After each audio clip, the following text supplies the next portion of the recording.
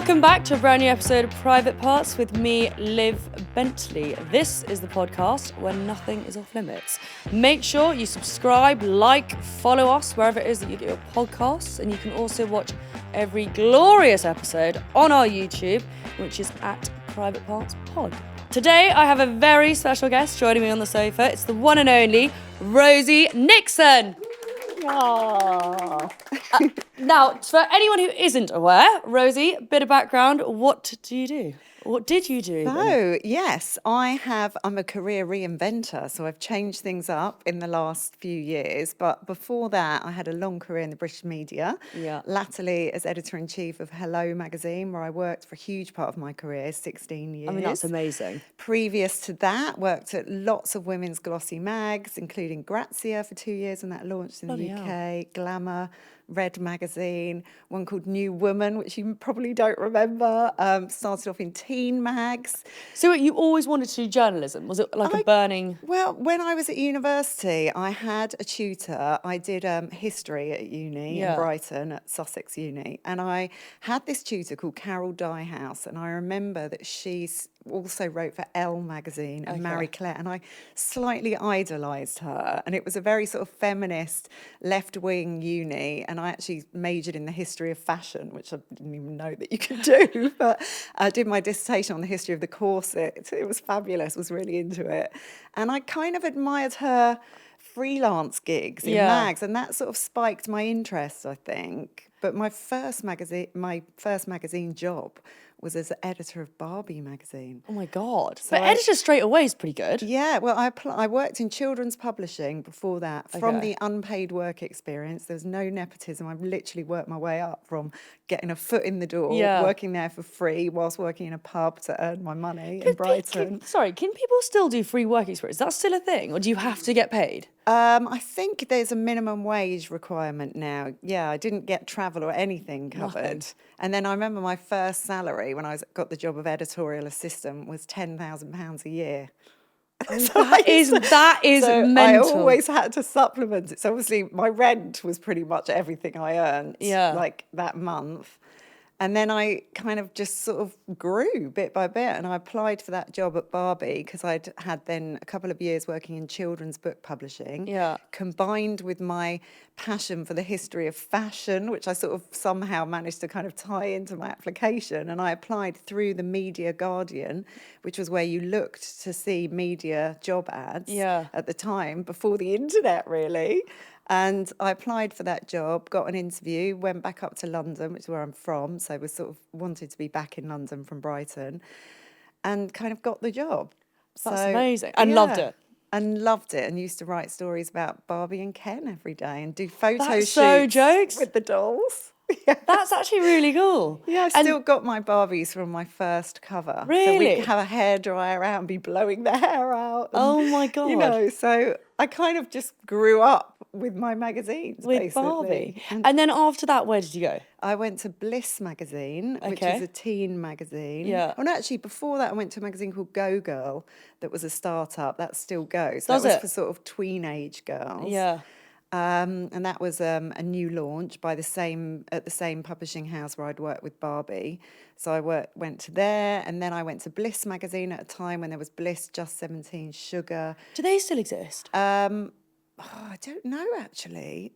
Probably not, because that's all been replaced by social media. By Instagram. No, I know, because we were just saying, I think the only place, and it's not that I don't buy magazines, but the only place I would buy one would be an airport. Yes. Whereas before, or even actually when I was younger, I used to always get Vogue, just because I'd like the free perfume samples. And to have it sat on your coffee table at home. Whereas now, it's not really like that, the newsstand was absolutely thriving. You know, there were times at Hello where we couldn't print them fast enough. You know, could sell 1 million copies in a week easily. That's mental. And that, it was just a different time, you know. But what percentage is it now?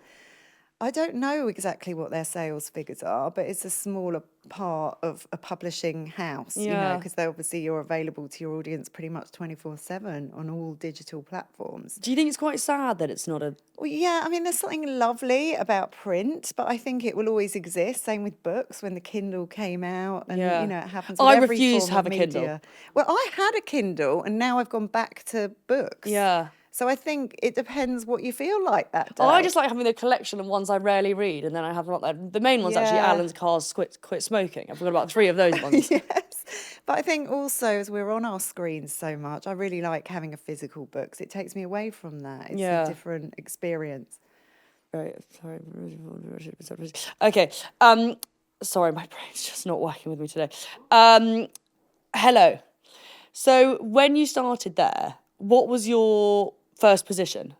So I started there. I got a call from the editor, and I was at Grazia at the time. I was executive editor there, and I had a call about was I interested in coming in for an interview for assistant editor at Hello. Okay. And I didn't know a lot about Hello because I'd worked for lots of the big publishing brands like Condé Nast, Bauer, EMAP, Hachette as it was then. Yeah. And Hello's just this sort of anomaly because it's a family business started by the family that began Hola magazine in 1944. Oh my God. So I didn't really know. It was like a bit of a mystery around how it actually operated. And I went for this interview, really liked it, and liked the fact that I'd always been a celebrity editor. I'd done that for a lot of my journalism career, so building those relationships with people in the public eye. Yeah. I was doing a bit less of that at Grazia because we were discovering at the time that paparazzi shots of the likes of Kate Moss, worth a fortune, Jennifer Aniston, like Sienna Miller were kind of in rotation on the cover. So I was doing less shoots, which is what I loved. Quickly, I heard something once. Apparently, Jennifer Aniston, the person who would sell the most stories on her, was her own father. Oh wow! Did you ever hear this?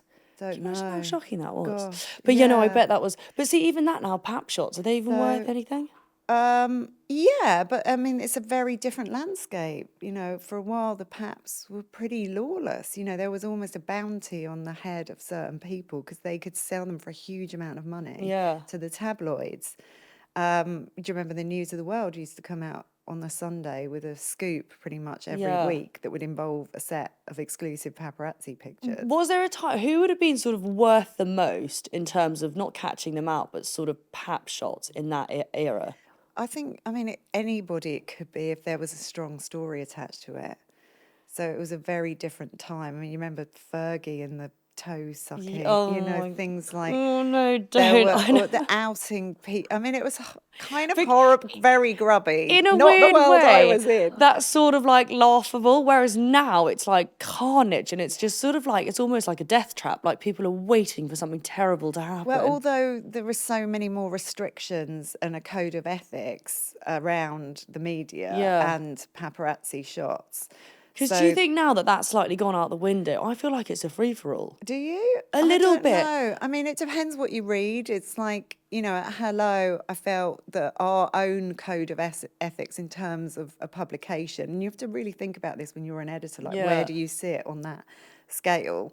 Our own code of ethics and decency and what we felt was important to us was so far within any kind of general code of ethics that we'd always be on safe ground because we worked hand in hand with the stars. Because also Hello's always been like the highbrow magazine of the lot. Well, if you want to get genuine exclusives with people, they need to feel that they're in a trusted and safe environment. So we would play the long game, and certainly I've built my career around establishing strong, trusted relationships with people in the public eye. And do you still have those relationships? Yeah, I do, and that's been what's been so lovely, actually, about moving into a new career. Those relationships are deep because they've been built over several decades. Yeah. So I do still have them, and those people have become friends, especially when you've worked with them on very personal moments and you've been invited into their homes. Yeah, it's a different kind of relationship. Yeah, because also like now, how do you see it in terms of like with social media and stuff? It's just a whole different. It's just a whole different thing. Like you go onto TikTok, there's someone reporting, some complete random reporting on other stuff, and it's like, well, there's no sort of like, I don't know, do you think the art of maybe being a journalist has slightly been lost? Well, I feel, one of the things I loved about the titles that I've worked on is that kind of credible journalism and the longer reads that you can get from dipping into a magazine that are not the same on social media, where it's snippets and short amounts and video generally driving it. But yeah, I guess as I got further up the food chain as well, I was getting more removed from the process of writing, which is ultimately what got me into the industry in the first place. And that can happen in your career. Yeah. No, because it's interesting because we had another journalist on once and I asked what her sort of reason for getting into it was. And she just said she loved the gossip factor. Yeah. And I was like, so it's absolutely nothing to do with the writing. No, it's see, mine just was the gossip. the writing and the privilege of having that great access to somebody. Yeah. And knowing as well as a journalist, wow, they want to go there. They want to discuss this part of their life with me. So I've got a responsibility to convey that in a way to their audience that's going to honour what they've told me. Rather than twist it. Yeah, and that was the art, of journalism that I really loved. And who's like the biggest celebs you've worked with? Can you say? Well, lots, yeah. During, weddings, I spent a lot of my time working on weddings at Hello, and it would be really exciting when the phone would ring and it would be a manager or a star themselves or somebody that was a connection with saying, we've got a really big exclusive, we're going to get engaged or we are engaged and we're planning the wedding. We'd love Hello to cover it. And I'd be like, oh, I've got a big one. I'd call the boss. And some of those, like Robbie Williams' wedding is one that always sticks in my mind. Oh my God, and you were there? It was only me and the couple and their manager that knew they were getting married at home in LA. Oh my God. I think this was in 2010. And so we arranged the deal because, again, before social media was so big, there was a real power in a celebrity working with a media brand like Hello to convey these beautiful images, full glossy sides, that to their fan base, to let them inside this very personal moment, but in a carefully curated way that we'd work hand in hand. So I went over to LA, did the interview with Robbie and Ida the night before they got married in their bedroom in their house in LA while the wedding was being set up in the gardens below. All the family and friends that had flown in thought that they were coming to a party, that Robbie was going to announce something to do, maybe a new album, or they didn't realise it was a wedding until the Paps, obviously starting to get wind of maybe all the hundreds of cream roses that were being delivered to the house, actually had helicopters going flying above over the house in LA. So we had this kind of discussion about that, and then Robbie managed to call the mayor of LA and get a no-fly zone imposed over his house. Oh my God. So we could stop that, because more than anything, it was like deafening noise. It would have ruined the day. But to protect the exclusive as well, which was with Hello. Yeah, because so how does it work with this? If you are having a magazine covering your wedding, and it does suddenly get released or someone's taken a photo that they probably shouldn't have done, how does it work? Like, not that you have to give the money back, but then obviously if someone else then releases it and it's not an exclusive, how does it sort of work? Well, that sort of never really kind of happened to me, because there is an etiquette that once an exclusive is in place, then you could occasionally you would send a legal letter around to the rest of the media letting them know that there was an exclusive in place and nobody would breach that. And then it just never All sounds really very occurred. morally correct. Yeah, it sort of was. But often that you would do deals with like a newspaper so often at Hello we would do a joint deal with Hello and People magazine, for example, in the US. Yeah. So when George Clooney and Amal got married, that was like a deal across People for the US and the territories they were in around South America as well. Yeah, because they got married down the Hello road from where my for parents lived. the UK and Europe and the rest of the world. Yeah. So we would kind of work with each other to protect that. Yeah. And then the Paps wouldn't be able to sell any paparazzi images to the papers because they'd be aware there was an exclusive in place. God, it does sound so much better then than now. Because, that's the other thing now. I'm trying to think of the last wedding I went to that was actually covered by a magazine. Because a lot of them, I can't even think, was Jamie's? Well, that's the problem. But I've gone to a lot of ones, and they say obviously take no photos, but people don't listen to that. They take the photos anyway. Well, that's it. And obviously now stars have their own social media, so more often than not, they will wait and Taylor Swift. Yeah, can we get on to this? I haven't seen any photos. No, so maybe she's done a deal with Vogue. Often, depending who's designed the dress, they will think, do we need a media partner with a magazine, and there is still currency in doing that because of how glossy and big they will look. Yeah, or she'll just curate a few and put them out on her own social media. Would she have got paid though by Vogue?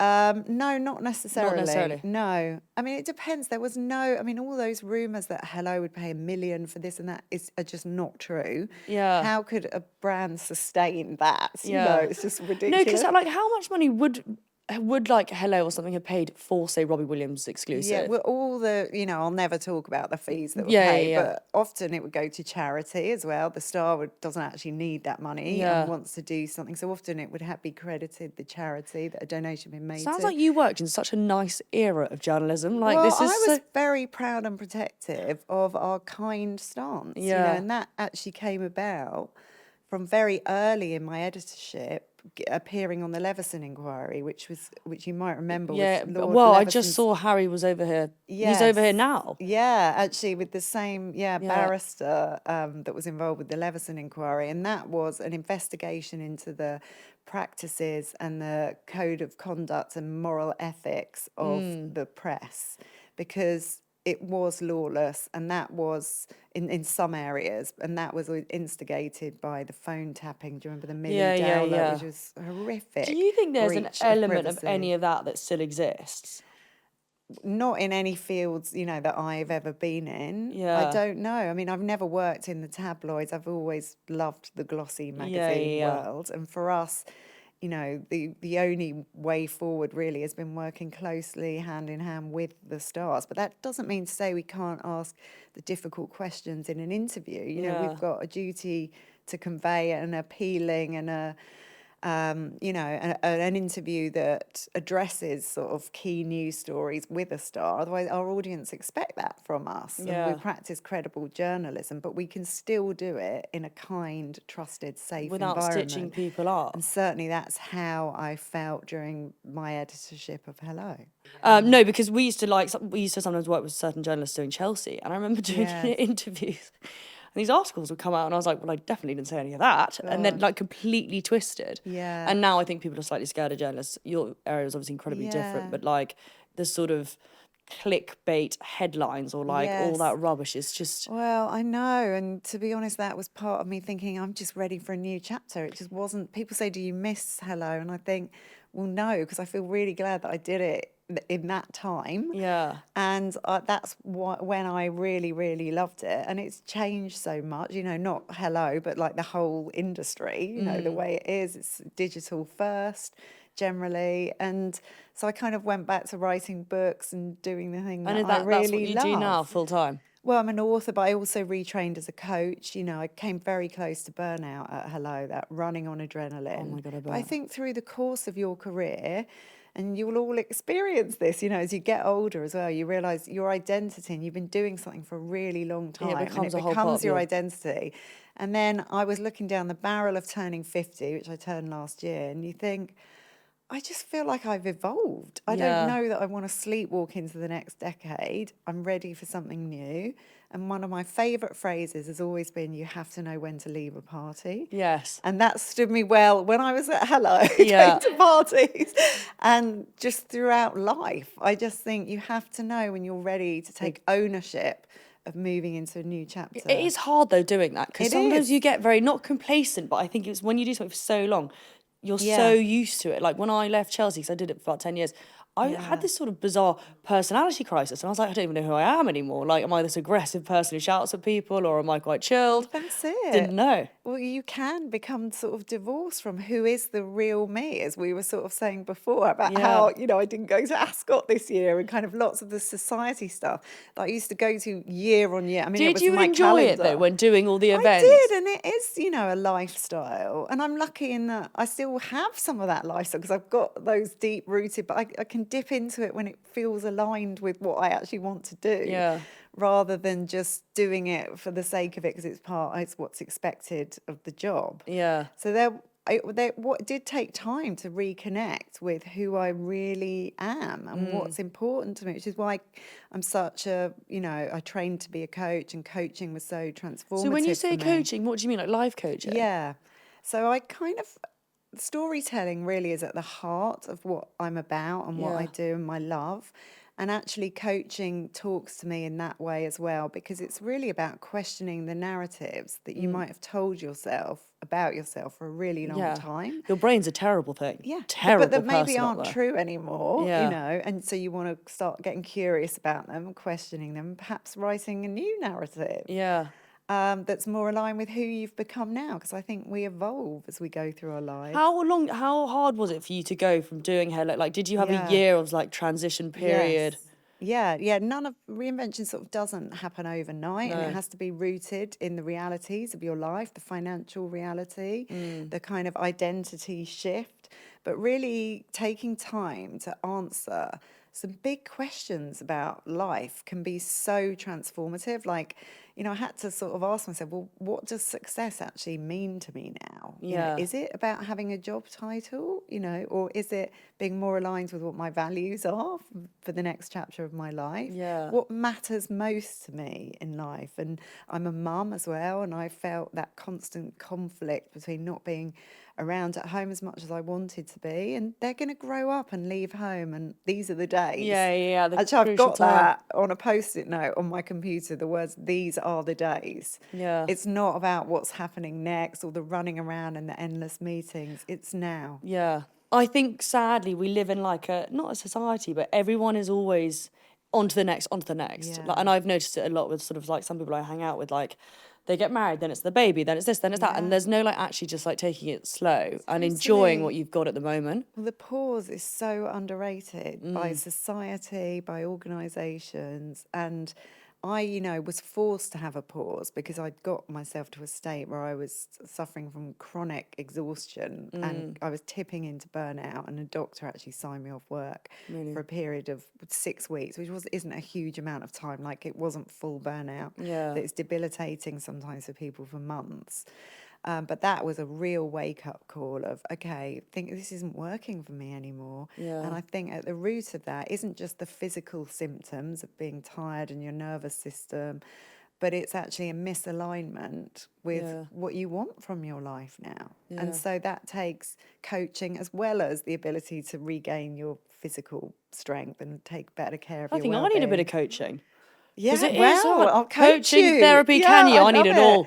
I have coached quite a few people in the public eye, you know, because we all have these moments where you start questioning, is this actually working for me anymore? Yeah. And you deserve a fulfilled and joyful life. And you have the answers, but sometimes it helps to have somebody with you to help you tease do it it out of you. I think where I struggle and what I sometimes find hard is working out what I enjoy, where I can make the money, and combining it all in one thing, because it's so hard, and especially now because everything's so bloody expensive. It's like I'll do certain things that I don't necessarily enjoy, but I need to do it for the bills to pay money. Do you know what I mean? It's really hard. Have you heard of like the Japanese phrase ikigai? No. Which is about finding your purpose, and that is marrying those three things, you know, how you can make a living, how you can do something that's purposeful and support others, and how you can do something that's your passion and brings you joy. I need to sit and really when you think about find those three, things, that's like that's when you've hit the money, and that's what I'm doing now. But that took time to work through. Yeah. Because initially, you know, when I was suffering like that, I thought maybe I just need to go and edit a well-being magazine or a health But that again was just keeping that identity, trying to slot myself into another job. Yeah. So coaching helps you start with the person. And then suddenly that opens up a whole raft of new opportunities that you maybe weren't looking for originally. Because I think also as well there's pressure. And I don't know if it's pressure that one puts on themselves, but it's like, it's just general pressure across the board on everything. It's hard. Yeah, it is. And it is hard to marry those three things. And it doesn't happen overnight. You know, I'm 4 years on now from that burnout moment. 2 years since I fully left Hello, and I segued my way out over 2 years, cutting down my day. So there are often little midpoints and halfway points, and like it doesn't have to be all or nothing, you know. But reinvention ultimately, I think, is just turning up the dial on becoming even more you. Yeah. It's not starting from scratch. It's interesting. It is interesting. Let's discuss Harry and Meghan. Ah, yes. The two, only because I'm sort of, I'm fascinated by it, but I'd love to know your view on it, on Harry and Meghan, just generally, and like everything that's happened. Okay. Well, I have always had a lot of time for Harry and Meghan, and having met Harry and Meghan, and Harry a number of times through his work for charities, Centre Barley, where I first sort of met him. And then Well Child, and seeing what he does for Invictus Games. I think it's things that I have a lot of compassion for him. When you look at, and what's happened recently with the case that he has lost against Associated Newspapers. This is like deep for Harry. Yeah. You look at what happened with his mother, I think there is deep sort of, discomfort with the relationship with the media. And I get that when you consider what happened at such a young and really impressionable age that he was, and the attention that was on him. I don't think you'd ever get over it. I feel so uncomfortable looking at the funeral pictures and seeing these two boys so vulnerable in the full glare of the media. Yes, they were born into this very privileged role. I get that as well, but it is a difficult thing to navigate, especially at that age. Yeah, so it's deeply personal for him. Yeah. And I've met Meghan a number of times too, and I always like to take people as I find them and not be, picking out other people's bits of gossip that are not based on reality. I was going to ask, do you think the media has turned Meghan into someone that she's actually not? Because absolutely. Because no one actually knows her personally. No. But then I think I had a moment of just like, because I was reading these articles and I was like, well, hang on a minute, half this stuff's probably bollocks. But it's so bad and like toxic the way that's happened. I like to live my life that I take people as I find them. Yeah. I could read stuff about anybody that's in the public eye and go in with that opinion. Yeah. But I choose not to.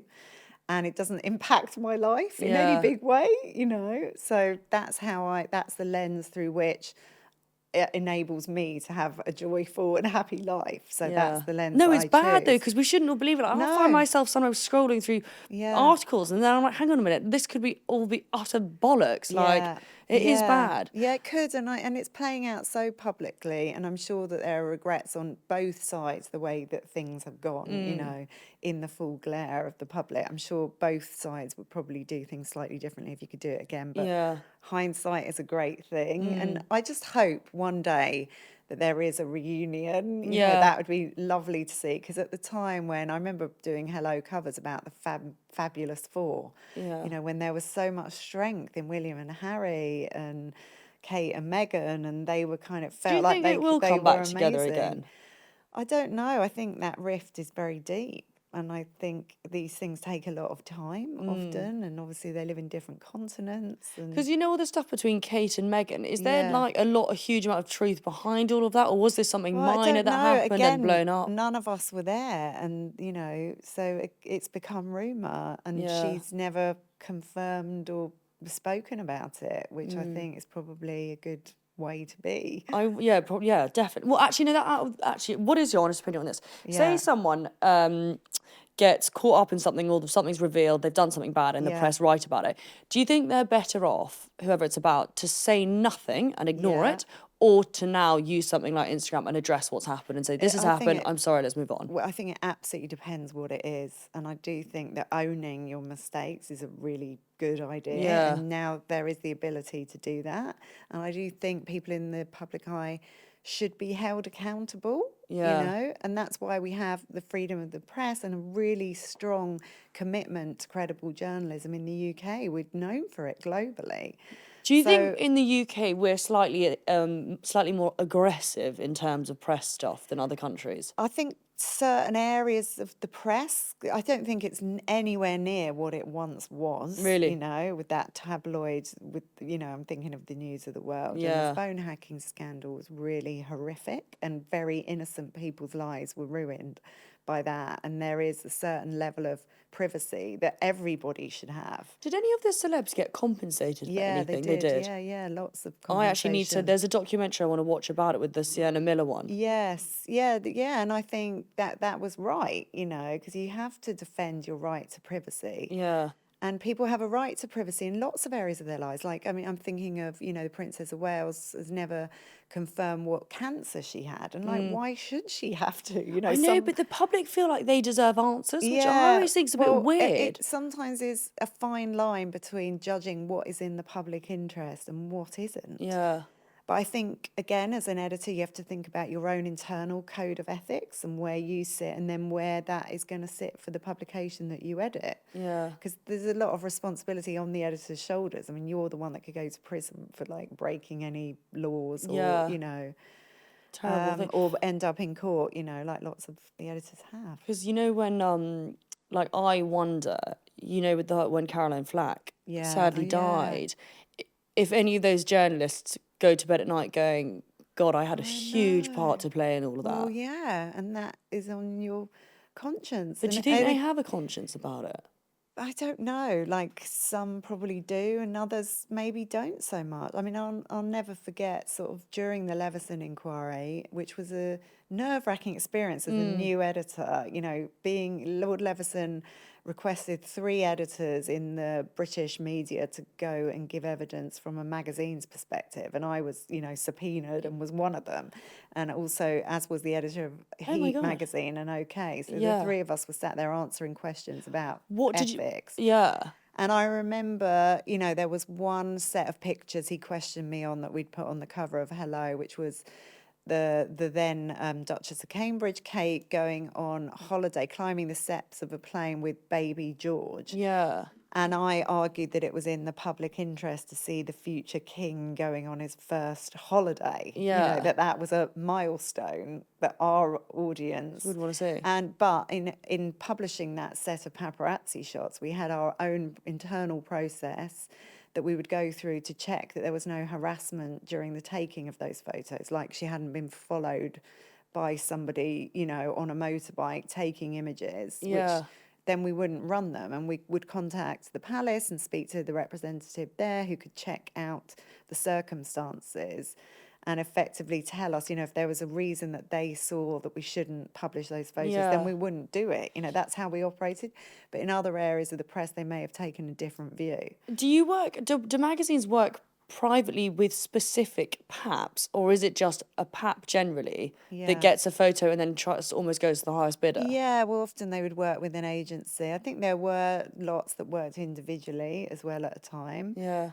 And sometimes a person in the public eye might work with a PAP and want to have more press and give that set of images to a publication. Yeah. It could work in lots of different ways. So wait, sorry, what else did they ask you when you had to sit there and say all this? So it was really just about the processes that we go through internally in order to check. There was a lot around paparazzi images.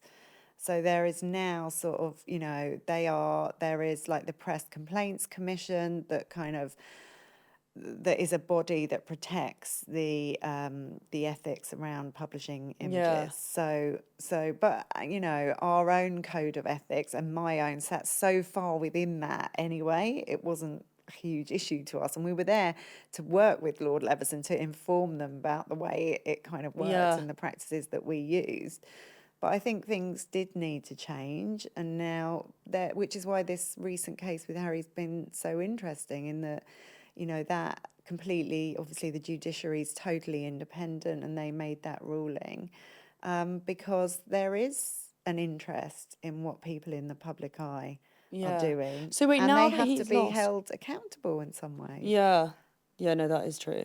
But now because he's lost this case, like what does it sort of mean?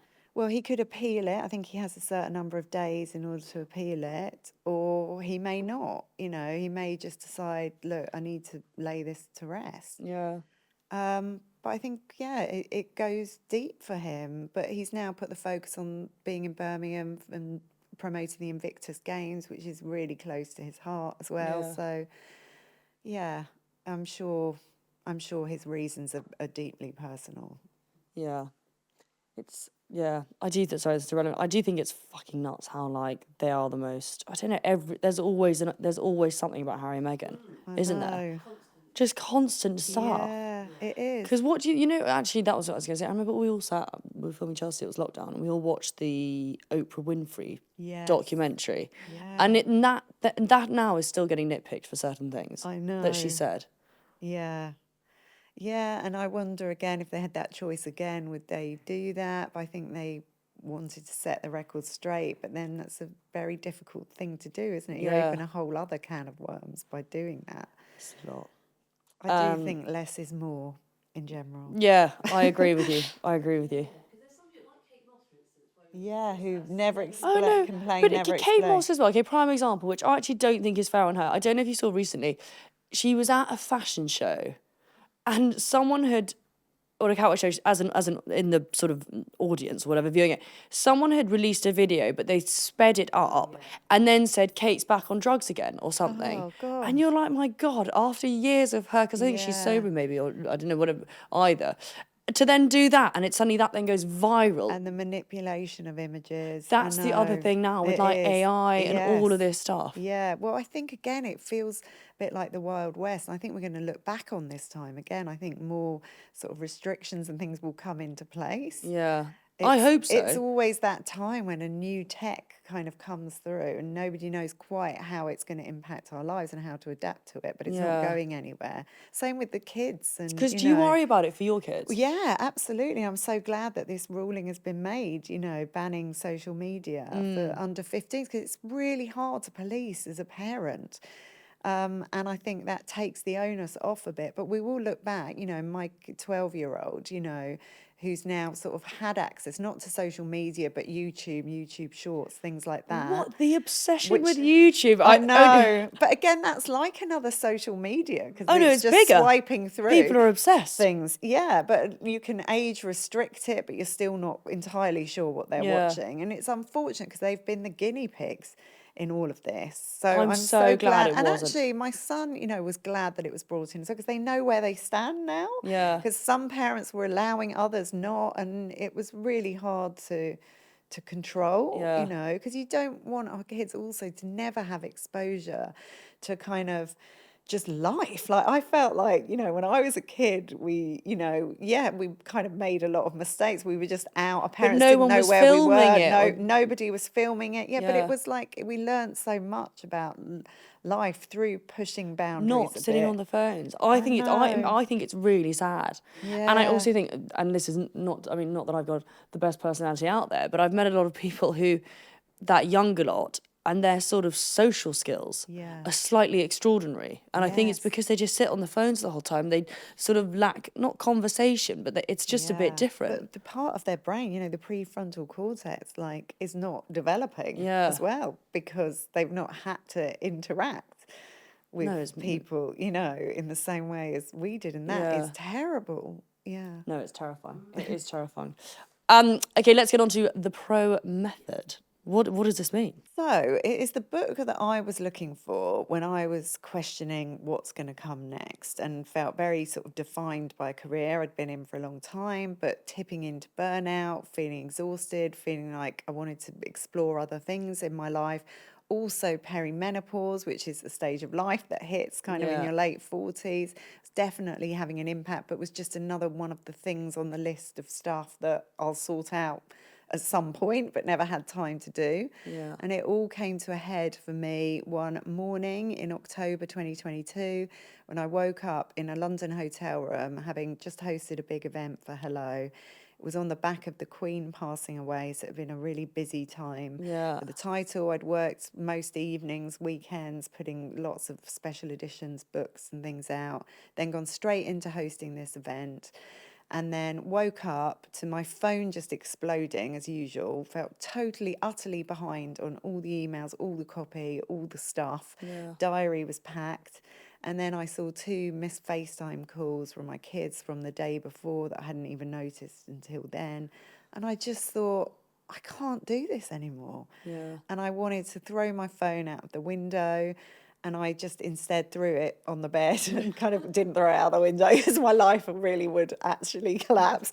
And just in a pool of tears. And it was as though all the adrenaline left my body. And I was like, I just can't do this anymore. I'm done. I'm done with this frenetic lifestyle that isn't gelling with what I consider important now in my life. And I ended up, I couldn't even string a sentence together that day. Called my husband, who was amazing and actually not surprised because the thing that he'd seen building and others close to me had seen was coming to a head. He called the doctor. I was signed off work that week and then ended up being off for 6 weeks with psychological exhaustion, I think it was called, which was like one stop before burnout. Yeah.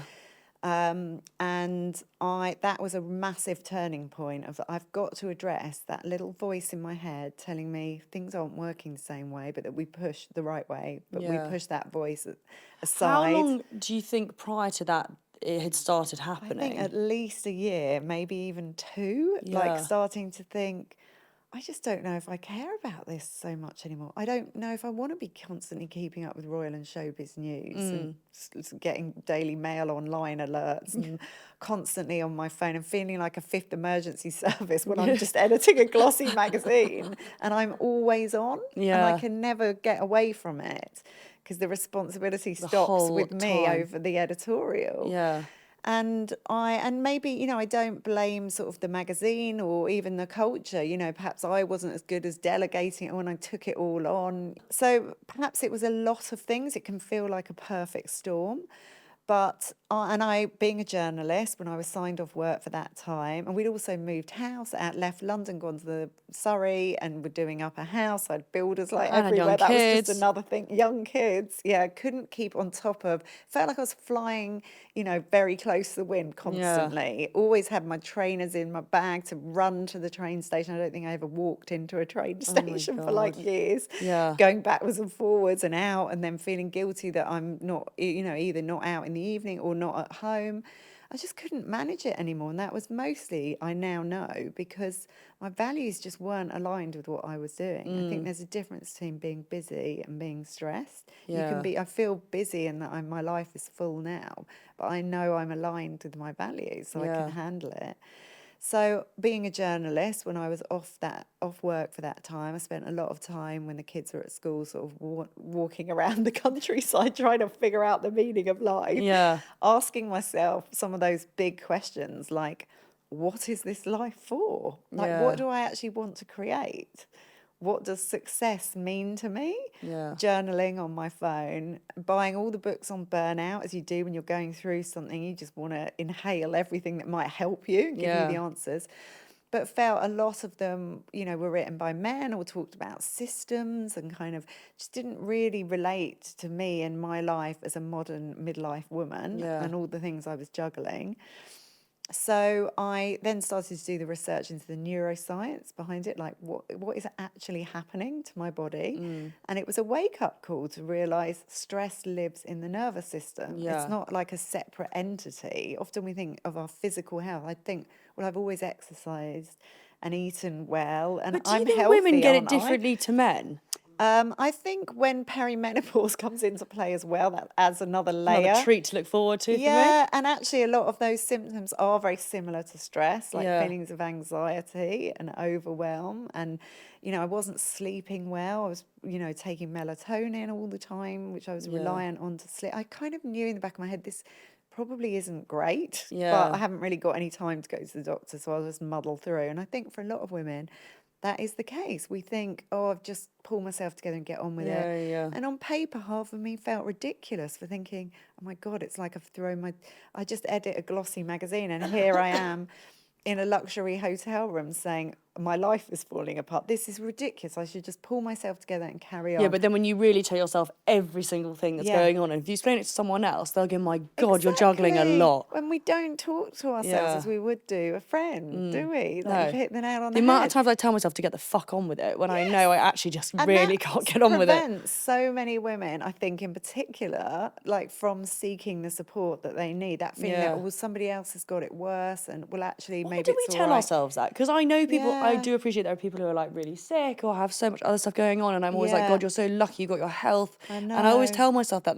but then I'm like, actually mentally, I'm on like hanging on by a thread. Yeah, and I had been, and the one time I had managed to go to the doctors to say I've got all these symptoms, I got put on antidepressants, and told it was stress, which I now know that was perimenopause symptoms probably, and I should have got looked into HRT, which I now take and really helps. Yeah.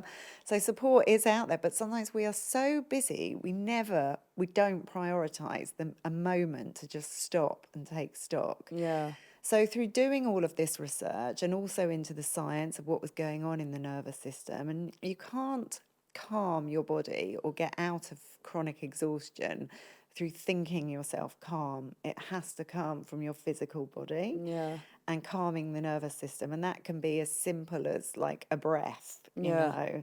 And it doesn't mean like going to a dark cabin in the woods for like a week or taking shrooms and finding yourself. On a retreat in Bali, which is just impossible, especially for busy mums and, working people. So first of all, sort of unlocking the power of the pause, and then the deep reflection that I went through coaching. So I worked with a coach to help make sense of all these thoughts that I had and what could I do next to really explore what are my values, what are my strengths, what are my needs at this stage of life, to actually look deeply at that, which again, I hadn't done in a really long time, and I don't think we do, because we go through our lives. And actually, we only really learn about ourselves and grow when we are going through challenging times. So, the PRO stands for pause, reflect, and then the O stands for organise, which is the right. Now that you've spent time in those two phases, my physical health had got better on a more even keel. I'd done the deep reflection. I then went into organise mode, which is like, right, what are you going to do about it? And that's fostering a growth mindset, not just dwelling in that period of reflection for too long, thinking, right, action happens when you mobilise, And then realising, I just think I don't care about showbiz and royal news anymore. I don't want to be a slave to somebody else's schedule. I need freedom. My values are actually freedom. So my values are freedom, communication, family, inspiring others. How can I create the next chapter of my career from that? And that's when I landed on coaching, the Reinvention retreats that I run, the book. I'm coming. Yeah, come. I really need to, because I'm going to don't know what the fuck I'm doing. To pause the day-to-day, to have access to proper coaching support, which is all in my book as well, which is like a self-paced coaching course. Got some digital masterclasses coming out as well for those that can't get on a retreat, because obviously there's only so many I can run. And they're sold out. They're doing really well. This is amazing. And where can everyone find these? So through my website, rosienixon.co.uk, and I'm on Instagram a lot talking about this subject, because it's literally been life-changing for me. So the PRO method, I have PRO written on my necklace now, like to remind myself to pause and reflect before you organise. We spend our lives 80% in organise. That's what I was in. I was the organiser, But and that will affect your well-being eventually if you never take a minute and a day, just a day, or a chance to do some reflection or journaling or whatever it is that becomes your go-to, or working with a coach, can be transformative, because you deserve a fulfilled life. Come. Oh, I actually really want to. No, this has been amazing. So the book is out 27th of August. You can pre-order day after my birthday. I'll need it. 32 and losing my mind. Well, it's good to have a check, and it's for all ages and all life stages. I use PRO on my kids as well. When they come home in a state about something, I'll just go, okay, hold on. What do you need to do? And they'll now go, PRO, pause. Just like take a breath, calm the body, reflect. Why has this got to me? Get curious, and then right, what are you going to do about it? And 9 out of 10 times, it's like, do you know what? I'm going to sleep on it. I'm not actually going to call up that person and say what I was going to say. So it's changed my life, and it's the book that I hope lots of other people relate to, because it's practical, easy to remember, and rooted in science as well as coaching.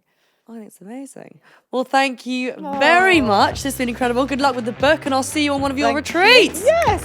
Oh. Thank you.